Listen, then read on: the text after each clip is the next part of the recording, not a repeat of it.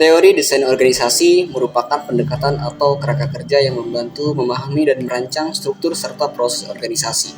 Desain organisasi adalah proses menyusun elemen-elemen struktural dan operasional suatu organisasi untuk mencapai tujuan yang diinginkan. Berbagai teori desain organisasi dan dimensinya memberikan pandangan yang berbeda tentang bagaimana sebuah organisasi seharusnya diorganisir. Nah, berikut ada beberapa teori desain organisasi. Yang pertama, teori klasik, yang mana di dalam teori klasik pemimpin ataupun harus mempunyai pemikiran klasik yang menekankan pentingnya hierarki dan otoritas. Tujuannya mencapai efisiensi operasional melalui spesialisasi dan pembagian kerja. Contoh modelnya model Weberian atau birokrasi. Yang kedua, ada teori neoklasik, yang mana dalam teori neoklasik pemimpin ditekan pada hubungan yang manusiawi dan motivasi, ataupun penekanan pada hubungan manusiawi dan motivasi. Tujuannya meningkatkan produktivitas melalui kepuasan karyawan. Contoh modelnya seperti teori manajemen sumber daya manusia. Yang ketiga, ada teori struktural, yang mana teori struktural yaitu berfokus pada struktur organisasi dan tata kelola. Tujuannya mengoptimalkan efisiensi dan fleksibilitas melalui desain struktural yang tepat. Contoh modelnya seperti desain matriks atau desain tim.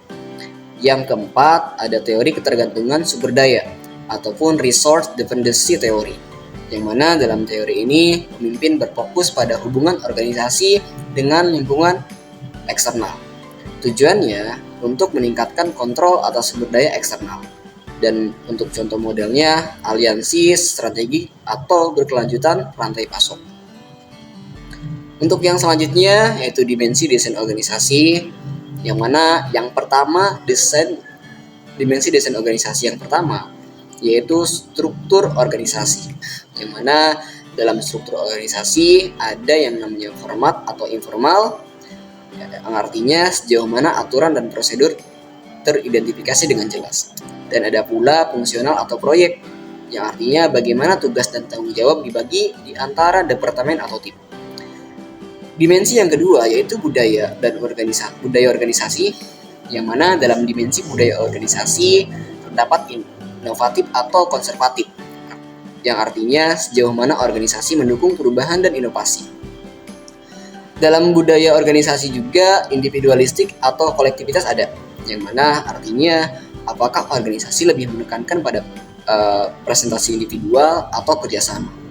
Untuk dimensi yang ketiga yaitu dimensi proses pengambilan keputusan, yang mana dalam dimensi ini ada yang namanya sentralisasi atau desentralisasi. Artinya sejauh mana keputusan dibuat di tingkat atas atau di seluruh organisasi. Dan ada pula partisipatif atau otoriter, yang artinya sejauh mana karyawan terlibat dalam proses pengambilan keputusan. Yang keempat ada dimensi sistem penghargaan dan pengakuan, yang mana dalam dimensi ini penghargaan finansial atau non-finansial contohnya, atau jenis penghargaan yang diberikan oleh organisasi. Dan ada pula pengakuan individual atau tim, atau contohnya apakah pengakuan lebih diberikan kepada individu atau tim. Dan yang dimensi terakhir yaitu adalah desain fisik dan lokasi, yang mana desain dalamnya adalah desain ruang kerja, ya, bagaimana ruang kerja diatur dan diorganisir contohnya. Dan ada juga nantinya dalam desain fisik dan lokasi adanya lokasi kantor atau pabrik, yang mana apakah organisasi terlokasi di suatu tempat atau tersebar, gitu kan. Simpulnya, setiap organisasi memiliki kombinasi unik dari dimensi dan teori desain organisasi sesuai dengan tujuan, nilai, dan konteksnya. Pemilihan desain organisasi yang tepat dapat memberikan landasan yang kokoh untuk pencapaian tujuan organisasi. Baik, kesimpulan dari materi desain organisasi Dan dimensi organisasi adalah sebagai berikut. Yang pertama, desain organisasi merupakan proses merancang struktur organisasi yang efektif untuk mencapai tujuan organisasi.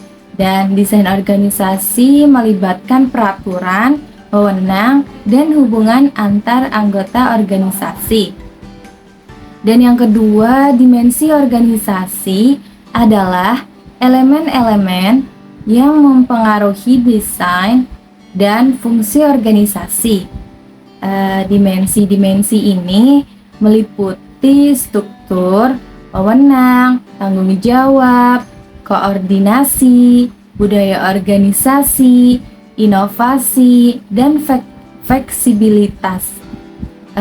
Terus yang ketiga, struktur organisasi mencakup pembagian tugas, pengelompokan tugas, dan hubungan hierarkis di antara anggota organisasi.